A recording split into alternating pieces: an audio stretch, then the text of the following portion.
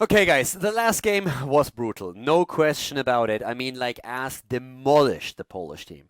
And I guess it was one of those shit happen games for the Polish, like, setup there. It's that sometimes things just don't work out. I mean, if you ask them, of course, they know that those two calls going for the boss there was probably not the smartest idea, but sometimes you have that tunnel vision and it just, like, all goes downhill super fast. So this is one of the games. It happened. They have to just like completely ignore it and say like, all right, guys, let's focus on the next one and take them down. And the next map is Towers of Doom. It's map number 2 at the ZOTAC Cup Monthly Final, and we have our draft right in front of us at this point. So the Polish team goes with a lot of poke here. They go for Li Ming, they go for Lunara. So they have the 2 backline damage heroes already set up, and they're actually trying a front line here that is a little bit unorthodox, but if you look at the bands, you can see why. Arthur's band, ETC band, Tyrael band, and a double tank pretty early on the side of Team Ask. There is not really all that much that still remains here that you can tank in the front line. And Anuburak is definitely going to give you a lot of value with the potential interrupts. He has a lot of survivability too, and he's helped out by a Thrall. Now, it's not the most sustainable frontline that we have ever seen, but it's definitely a frontline that you can make work. So they're trying to run it with this one. They have Brightwing here for potential interrupts, and we also have, of course, these poke heroes in the backline, which are going to be very important. When we're looking at the side of Team Ask, on the other hand, they're sticking it out with their guns. They have Sergeant Hammer again. They can't really rely on the composition with Oriel any longer, since that was one of the first bans that we've seen on the Polish team, but we have at least the Sergeant back in the line when we have Tychus. That Sergeant and Tychus combo is something that they have played a lot lately. So Johanna and Muradin, super heavy frontline once again, taking of course also tanks away from the opponent and Rhaegar. I must admit that I really like what we are seeing on the board now for Team Ask, because it's going to be very difficult for the Polish team to break through that front line and really pressure Tychus and Sergeant Hammer. And there's solid heals as well. There's like self-sustain on Johanna. Muradin's difficult to kill, has on 13 is healing static. So this is going to be tricky. One of the advantages that the Polish team has is Brightwing. As a pseudo-global, he is in a position, or she is in a position where Brightwing can actually just like soak extra experience and also potentially on triple and double altar spawns on the objective, maybe make something happen here. But I guess we're going to jump into game number 2. Currently, Ask is leading with a 1-0. Let's see if it's going to be a 2-0 victory or if the Polish team is able to bring this back and force game number 3. Game number 2, everybody. We have the Polish team to the left side with Mopsio on Anuburak. We have Blakitny on Li Ming. We're seeing Krolo on Brightwing, Wolves on Lunara, and Potiboss on Thrall. To the right side of the map, we are seeing the red team, and it's once again, of course, Team Ask with Anilendi on Tychus, Stalk on Muradin, Lunan on Rhaegar. We have Power of Dream on Johanna, and Sir Ice Cream on Sergeant Hammer. Interesting note, by the way, Power of Dream is not even his full nickname. Originally the nickname is Power of Dreams. Doesn't really make all that much of a difference, but I guess a slight one. The only reason why he actually just omitted the S is because apparently Battle.net doesn't allow more letters. So his original nickname is Power of Dreams, but because of the Battle.net restrictions, he had to just cut that S off. And so he became a very lone dream. Right now, though, in the game itself, we are waiting for the altars to spawn. Keep in mind that here on Towers of Doom, the first and the fifth objective are triple tower spawns, triple altar spawns. So the first and the fifth are always triple towers, and those are the only triple towers that we have in the game. At the top lane, we're having Thrall, best solo laner in the game still. Power of Dream is playing against him. Down at the bottom of the map, we're having a tri-lane. Sergeant Hammer again. I mean, it's a good old game where you're trying to put Sergeant Hammer into a position where she can get a bit of pressure against the walls, potentially. And yeah, in this case, if the snowball happens against the blue team, they will lose structures, and we all know how easily that can snowball on this map in particular. Brightwing going into the Dream Shot for now, so the cooldown reduction that we have here. We have also the cool spores taken on the side of Lunara, and a little bit of pressure happening really here with Mopsio, Blakitny, and Wolves trying to pressure in the bot lane. And the rotation up to the top where Anilendi is actually putting extra pressure on Potiboss. So already slight rotations happening to make sure that especially Thrall is having a bit more of a rough time. As one of the best solo laners in the match or in the game, it is kinda of a must-have to make some plays like this work, puts extra pressure. Also, when we're talking about like Anuburak, extended spikes is the talent to take here, so the extra range Sometimes Under King is even being used at level 4 so that you have your burrow charge also with the extra range. That can be quite annoying, especially if you don't check on level 4 and then all of a sudden the Nubarak dives in deep and you don't expect him to have that extra range. The rotation at the top lane, the pressure Thrall is happening again. And that is actually a nasty one because we have Altar spawning right now and Thrall does have the choice. Either he retreats to get his hit points back, then he misses out on the wave, or he stays and then he will be low once that the fighting starts. Or a little bit lower than he should be. And as I say, it's kind of a nuisance because, well, he has his trade and that's already enough. Okay. As is though, he's still able to make that play. Of course, health globes help too. But they were zoning him out for quite some time. Right wing at the top lane taking one. Bottom is still being fought over. Johanna took one. They are starting to move down now. And this is the one that's really important.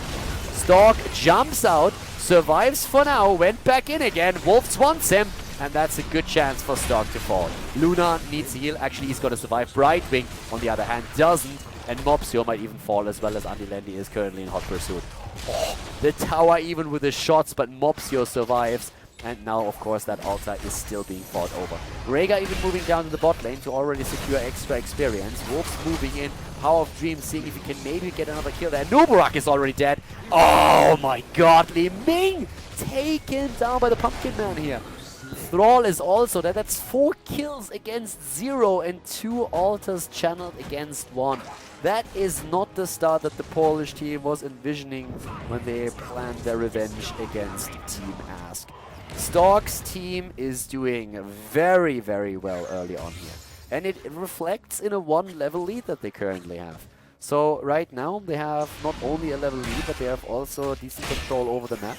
Brightwing has taken the position up at the top lane, relieving Thrall for a moment, can always then move in with the rest of the team. But this does not bode well for the rest of this match, unless of course they're able to turn this around a bit. Mopsio is already there in position at the bot lane right now, trying to make sure that Hammer doesn't get too cheeky. But in the mid lane here, Andilendi, Blakidney, and Andilendi. I mean, as Psychers you have to be careful. You can be blown up pretty easily. But the camp is about to be taken. Stork sees it. Not only him, Lunan too, but Blakidney and the rotation from the mid lane is already underway, so they don't really go for it and just let it happen. Alright, so let this one go, give them the camp, and then see what we can do afterwards. That's currently like the way to play that. So Sir Ice Cream and Lunan currently both in positions here at the bot lane. They of course have to meet that little onslaught that we're going to see with that camp to make sure that the structures are not going to be blown to pieces too fast. We're still seeing a little bit of a skirmish happening here where Mopsio is a bit alone and is trying to put the pressure onto Muradin. So far that really hasn't happened or worked too well for him just yet, but at the same time the bot lane is solidly defended by Sir Ice Cream. So pressure down into bottom, Thrall in the mid lane. Oh, Mopsio. He is really playing like he's a solo tank right now. He needs to be very careful. And Nubarak in itself is in a bit of a tricky spot oftentimes when he's being played. But right now, with him being the solo frontliner and going up against these damage heroes, he needs to really be careful. Especially imagine once 13 is hit and Giant Killer is on the board, the damage output that we're going to see against the Nubarak. It's a little bit weird to also see him going for Under King on level 4. I would really have expected him to go for Sustain Talent and go for the Leeching Scarabs instead, especially with him now going... Oh, sorry, he went for the Leeching Scarabs. I would have expected him to also go for the Legion of Beings. There we go. And get, therefore, a little bit more sustain with that and have more Scarabs in play. But he wants to go for the dive here. I mean, he also allows him to disengage a little bit easier, I suppose. Brightwing going for the cleanse, so does Rhaegar. Both heroes now, both healers, both forwards with the cleanse. Channel already happening here. Both of the teams going for one channel. Over here, Power of Dream is actually able to get the mid altar. That means both of the teams with 4 shots fired right now against the opponent. Pretty even split, 28 versus 32. Now that was the second objective, and we are heading into level 10, which is going to give one team a small window of opportunity to maybe make a bit of a play happen against some structures when, with a gang. But keep in mind that we also have still the talking gangs. Already, here comes Muradin, and goodbye, Brightwing. No Blink heal just yet if they go for Blink heal. Mopsio also taken out. 6 kills against 0. Level 10 is here. Napalm is now also in play. Blakidney eating a lot of damage to Ice Cream, dodging everything else.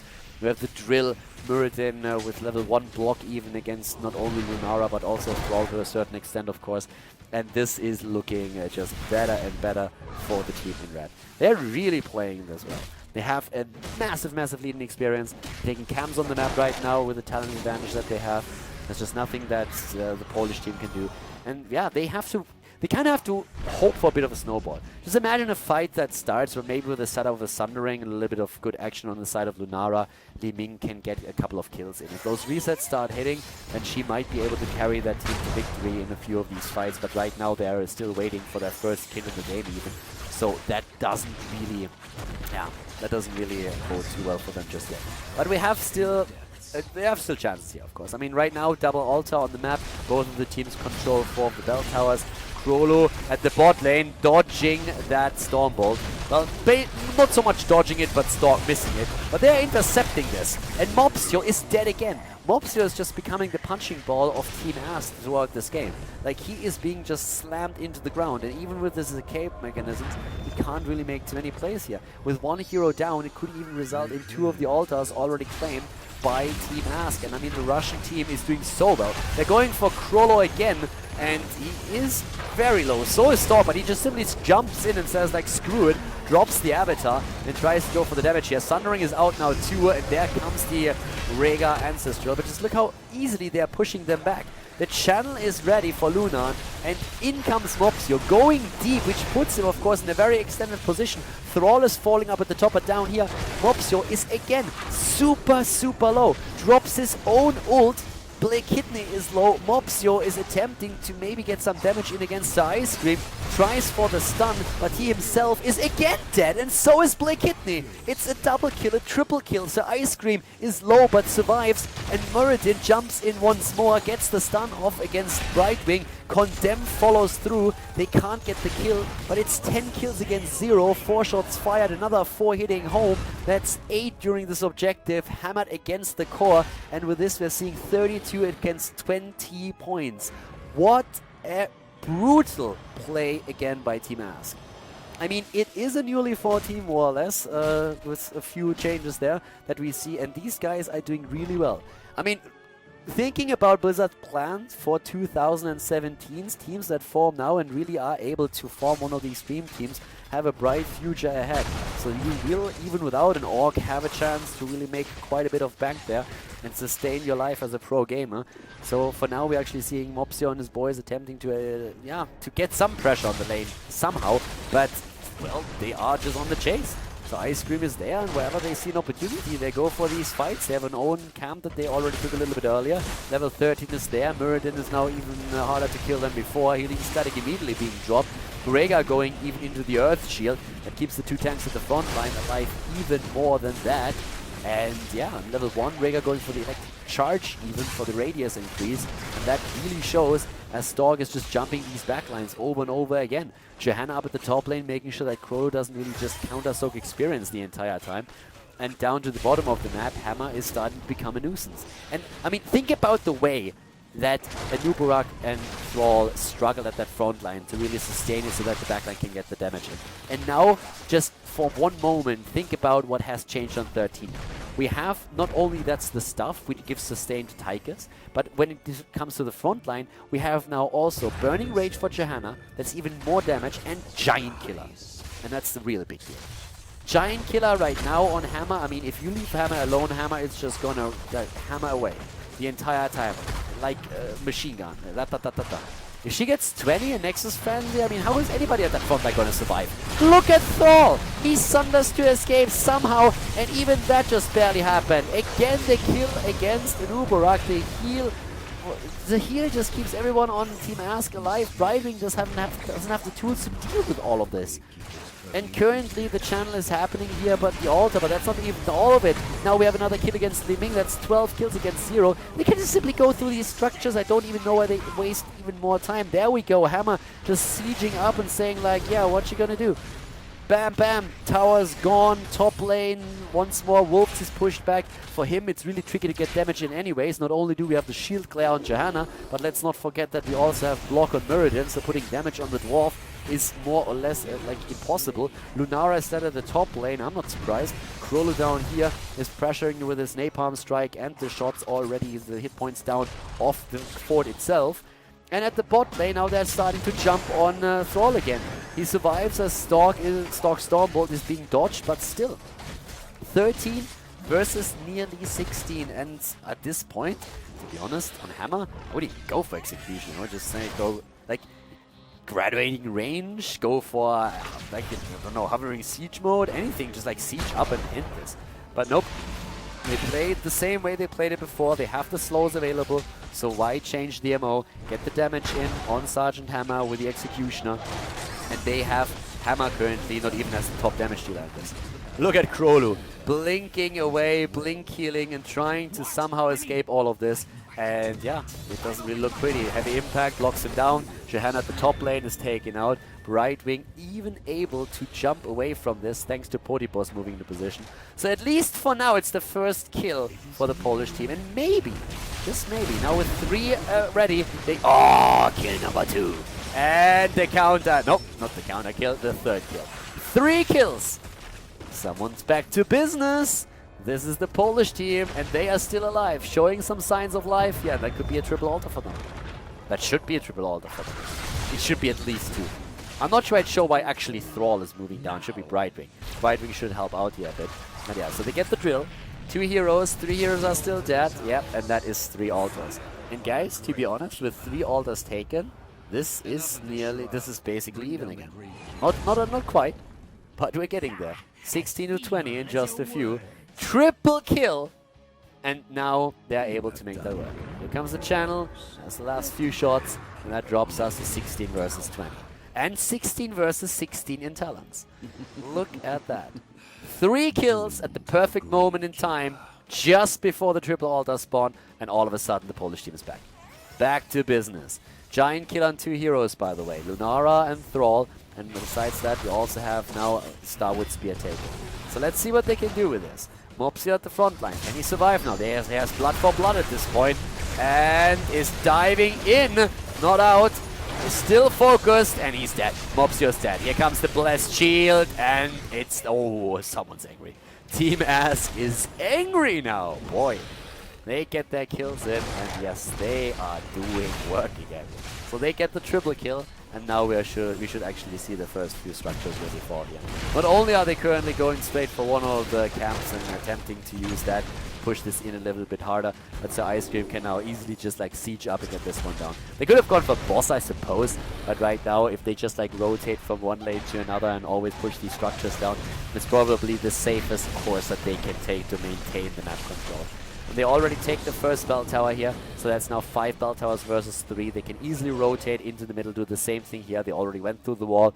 There's only this one left. Johanna is still getting experience up at the top lane, and Wolf is not even defending here.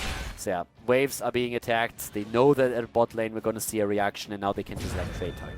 They can just simply go for the mid lane and take this one. But it seems like they're actually going for the boss now. Okay, they see the heroes at the bot lane, and then they take boss. They could have taken the tower and just like rotated through, but with them having knowledge now about everyone just moving down to the bot lane before the bell tower spawns to get this, they are just making this play instead. That pushes them down to 12, the blue team. It's going to be down at 12 points, but of course you need to get this position in time to interrupt it so that you can fight over. That would potentially put them down into the single digits. But the zoning has started, and Krolo, can they interrupt? They can't, but the kills, that's a different matter.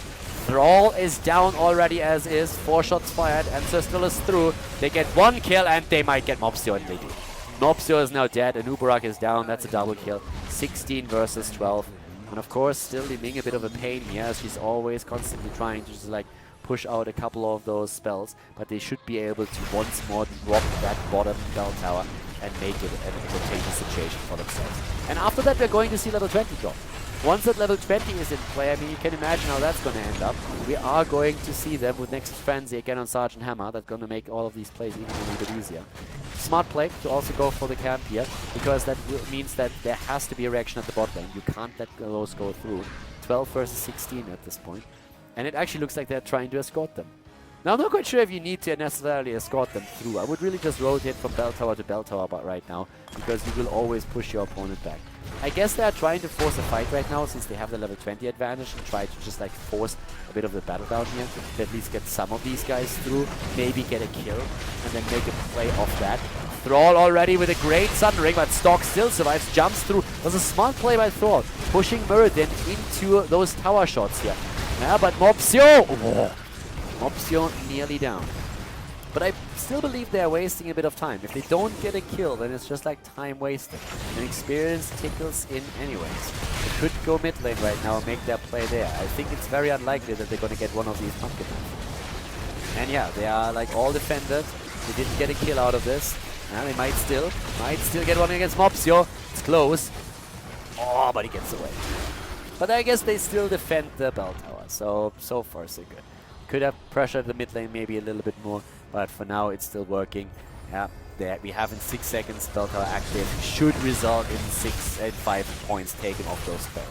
Actually, like with the speed at which that goes, I guess it might not be. Moving in from the side, flanking a little bit. Okay, bell tower shots are fired. It's 5 just before the bell tower drops. So far, that wasn't close, but it worked out. 16 versus 7 right now. And looking at the damage output here, once again, we have by now Hammer on 58,000. We're seeing also 66,000 for Li Ming. And yeah, looking pretty neat for them. I mean, everyone's starting to just like move straight through the mid lane this time. Except for Jam, trying to get that wave up at the top. Level 20 is there just yet for the blue team, so they're not really willing to engage just yet. But once they have the heroic ability, the storm talents, Deathcoin is going to try and make that happen. Look at the death count on the other hand. 7 deaths already on the Nubarak alone. I mean, like, that is pretty telling how this went so far. As the only frontliner, he is struggling here. So Ice Cream right now, I mean, he has Nexus Frenzy, and he is putting it to good use. They're trying to jump him from the side, but already time bought thanks to the tank being in a good spot. Bell tower taken. Yeah, again, trying to go for him, but it doesn't work out, and that is nasty. That drill does work. 20 versus 20 talents, but Mopsio is about to fall again, gets body blocked into oblivion. Blood for blood use, but even that can't keep him alive, and Brightwing is now dying too. They're going for a kidney on his Li Ming, and guys, this is just a disaster right now. This is like another 3 kills. We're talking 21 kills against 3 overall in the game. And there is just no reason to not go for the rest of the bell towers and then end that with the next barrage. I mean, what are you going to get through? They get like 3 of the thingies through of the camp, of the mercenaries. And with that, it's down to 5. So all they need is one objective, one of the altars. But they should go through this one as well, just to be on the safe side. Take it down right now. You have another 20 seconds to spare anyways. And like with 30 seconds on Li Ming, I just don't see any chance in the world that this is not going to result right now in a loss for the Polish team and a glorious 2-0 victory for Team Arthurs. They're going to go for Potty Boss. Blessed Shield comes in. Bam, it's a team wipe. It's another double kill, and they can just easily go for the channel, and indeed they do. This is game, ladies and gentlemen. The ZOTAC Cup Monthly Final is won by Team Ask. Congratulations. Great play here on their part. A 2-0 victory without any problems. Very well done. And once again, congratulations to be the champion of the tournament.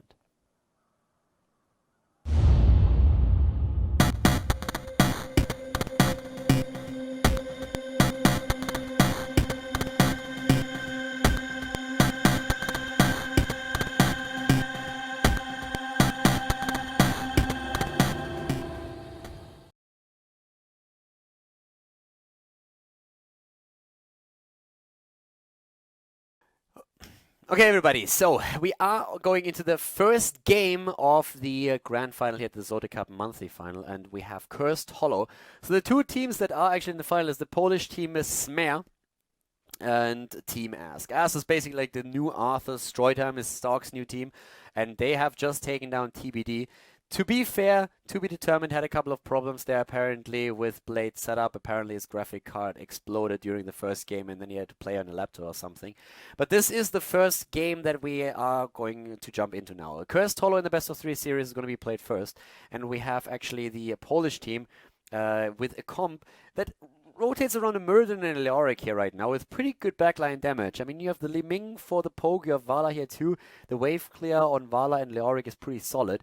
In addition to that, Rega, of course, with a lightning shield has a fair share of the wave clear as well. So pretty solid setup overall for them. Double front line, double back line, 1 healer, pretty traditional setup. Whereas we're seeing for Team Ask against that hammer play. And this is actually something that has become a lot more common. That Sergeant Hammer is being played. played. Now keep in mind, this is the Alarak patch that is being played here right now. We're not on the Zarya patch. So Hammer in this case, together with the Oriel, quite a bit of synergy that you have. We have also a double front line here for Team Ask. So the Russian team here with a really heavy front line to guard Hammer and Tychus. And this is kind of the same setup in terms of like the backline damage that they ran in the last game where they played against 2D Be Determined. And it is really packing a punch. I mean, like, who do you focus first? Tychus or Hammer? No matter who you focus, the counterpart is going to get a lot of value in the meantime. Cursed Hollow is the first map. One of the heroes that got banned out here, of course, is Tyrael in this setup right now, since he is still... He's absolutely fantastic. I mean, throughout the tournament, we have seen so many boss steals on this map. It shouldn't really happen anymore if your opponent has a Tyrael after level 16. You know that he has Holy Ground, but it has happened way too often. So in this case, Smear actually banned him out, and they also banned Tacita. And one of the reasons is that we actually have seen quite a few games here, not necessarily by Team Ask, but by TBT, for example, where Tyrael plus Abathur, two pseudo supports, are played to just like play the entire support role. And Abathur on this map gets extra value thanks to the split soaking. Tacita, of course, with the walls is also like pretty nice here. So there's quite a bit that Tacita can add in this setup. They just wanted to get rid of this. So pretty solid setup for game number 1. So guys, let's jump in right away. Cursed Hollow, the first map at the ZOTAC Cup Grand Final. Okay, everybody, game number 1 in our best of 3 series here at the Grand Final has started. And to the left side, it is the Polish team, Team Smear, with Mopsio on Muradin, Wolves on Vala. We're seeing Podyboss and Leoric, Krollo on Rega, and Blake Kidney on Leming. Stork, Moo on ETC, Power of Dream on Johanna, Lunan on Oriel for Team Ask, Andy Lendy on Tychus, and Sir Ice Cream on Sergeant Hammer. Ready to roll out. Yeah, the overlay here, we are currently using, at least for today, the Blizzard overlay. And of course, just a quick overview over the level 1 talents here at this point. Meridian actually going into the straight talent at level 1. We've actually seen every single talent chosen in the past, even him going into the perfect storm every now and then. Right now, we're having Vala again going into the multi-shot build. I mean, for now, she's actually focusing on her Hot Pursuit talent, which is kind of the standard. With the Zarya patch, changes are being made to Vala to make the arrow build and auto attack build a little bit more attractive, since everything just like centers around the multi-shot build right now. But you can already tell the value that you get out of Sergeant Hammer in the early game, or that you can get out of him.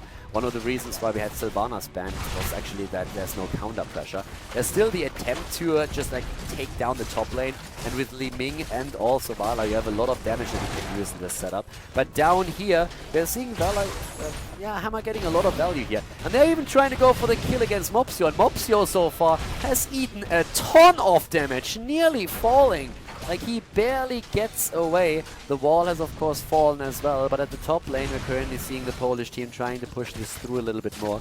But Hammer, with that extra range, is, of course, in a bit of a special position here, and they are most likely just simply going to trade forwards here. So a very explosive start into the game. Both of the teams playing a very aggressive style here right from the get-go. Reinforce taken on the side of Johanna, as her Nighthawk spawn is now baseline on the talent. This is one of the things that they're currently trying to use to make sure that she survives even a little bit longer. And yeah, Mopsio of course doesn't have a chance defending against this. He can hammer away all he wants, but in the end this fort is gonna fall. But let's not forget the same happens up at the top lane. So both of the teams are going to get the value here. Level 4 for both of them. The pressure play all the way back down to the wall at the keep itself. But yeah, that being said, Hot Pursuit is now of course taken for Vala. It's the most important talent if you go for the multi-shot build. We're currently seeing the actual like hardened bones taken from Mopsio after he went also in his Drain Hope talent on level 1. Rega going for the Wolf build at this point. And besides that, we have Vala. Not Vala. Blondie.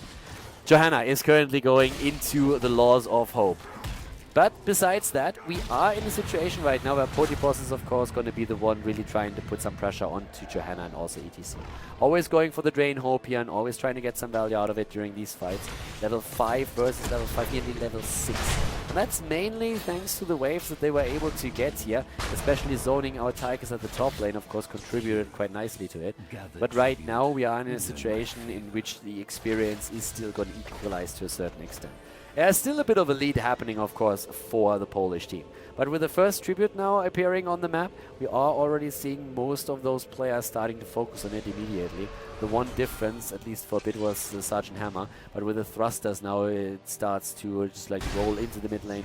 So Ice Cream is trying to take position there. Can go for the wave, can join the fight. Mirrodin isn't there yet either. So there's really still a 4 versus 4 going on. But there it is Hammer time, and they're starting to move in. And Hammer trying to position herself, of course, in the back line. Mirrodin is still here. Bit of zoning happening for the two of them. Pretty standard setup, keep that in mind for both of the teams. So we have 2 tanks for each one of them, and then 2 backliners.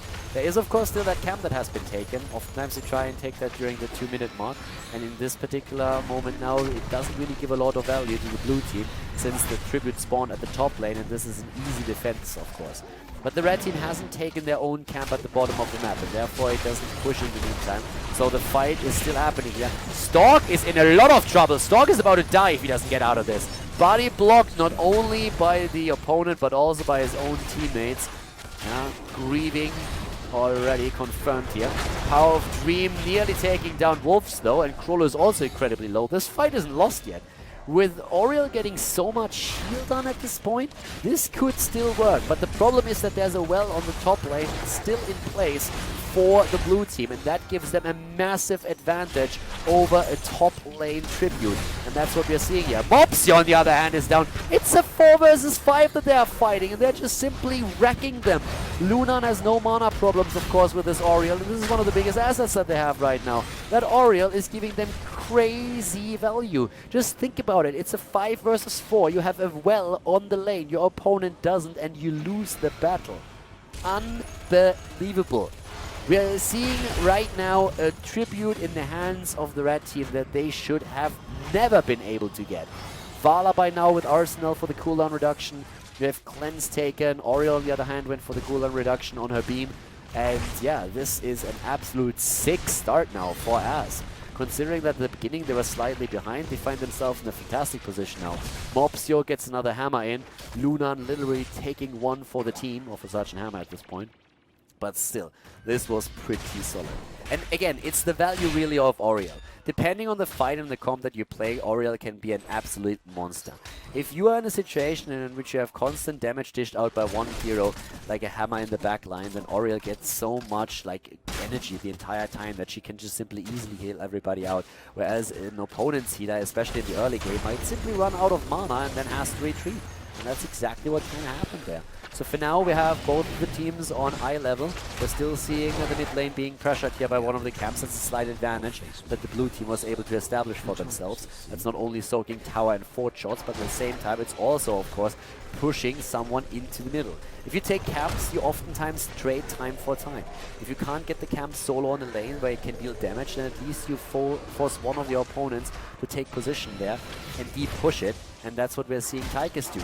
But they're moving around right now. Vala even a bit split from the rest of the team, and that is not healthy, especially with Power of 3 moving in. There we have Vala taken down. Second Tribute is taken too. This is not going well for the Polish team. Like, not at all. They are currently getting wrecked completely.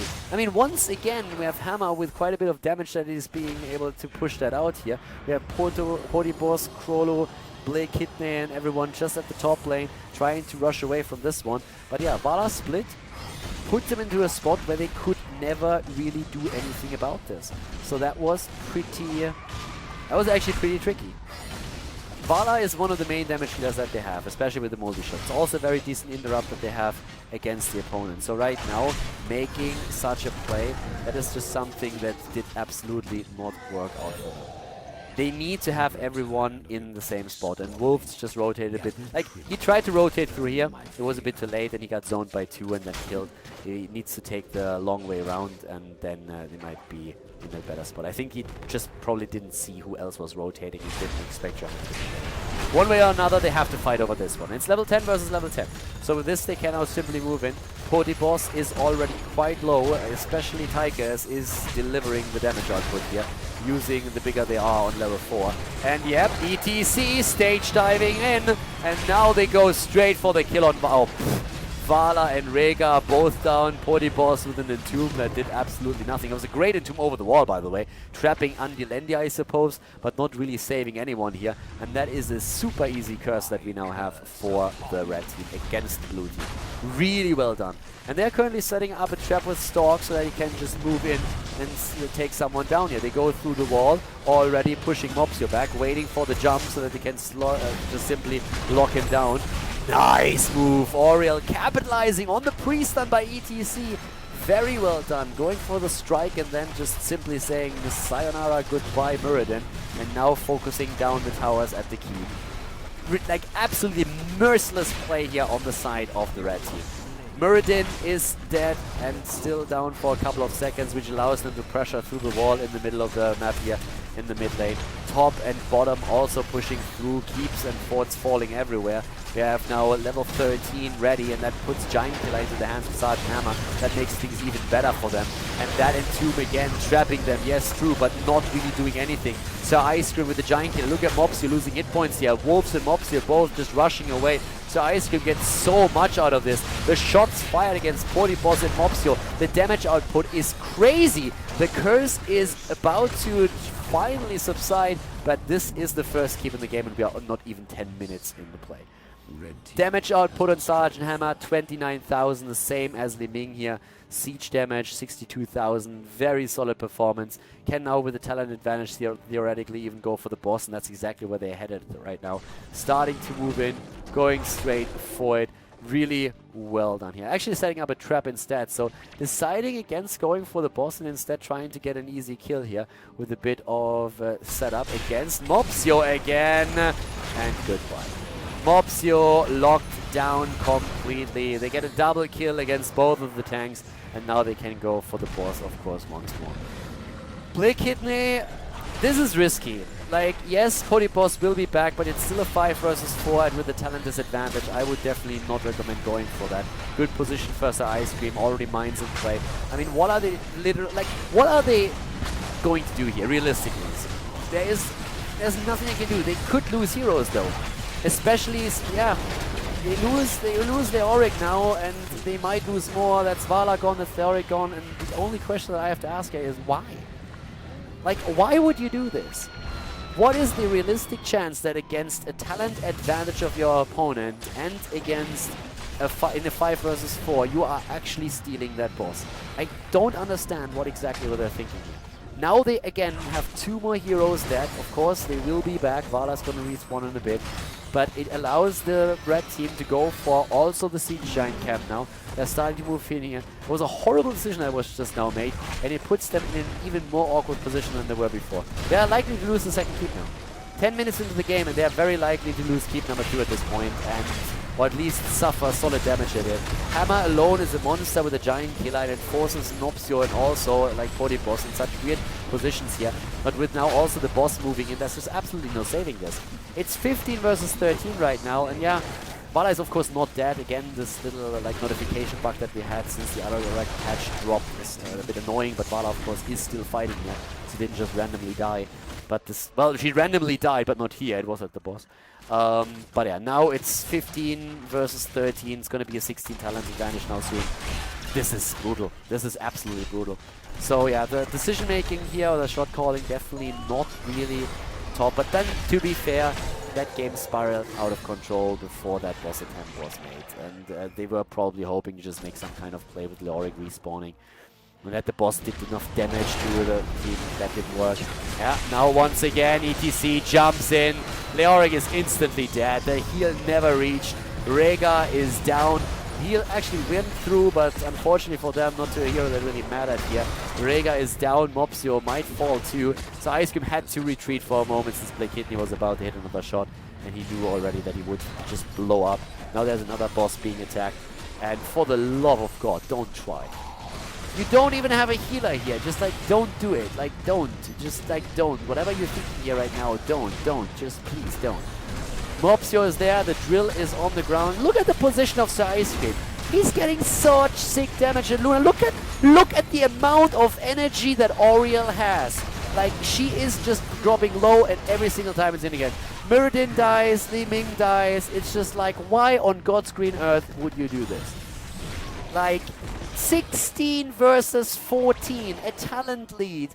You have no healer with you, and then you just go for a suicide here once again.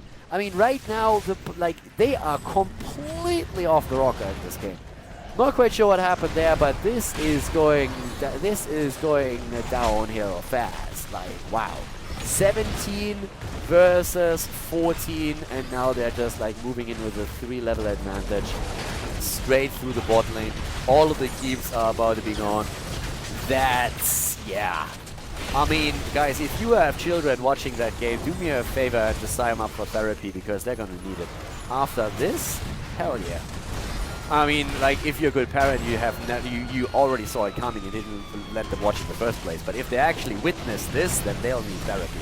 Or their gaming careers at an end before it even started. Vala is down, Rhaegar is down. This is a slaughter. This is a graveyard that we are seeing right now. This is a disaster. Game 1 ends by a dominant performance on the side of Team Ask. And yeah, I guess we're going to find out how exactly the Polish team is going to try and turn this around in game number 2. Red team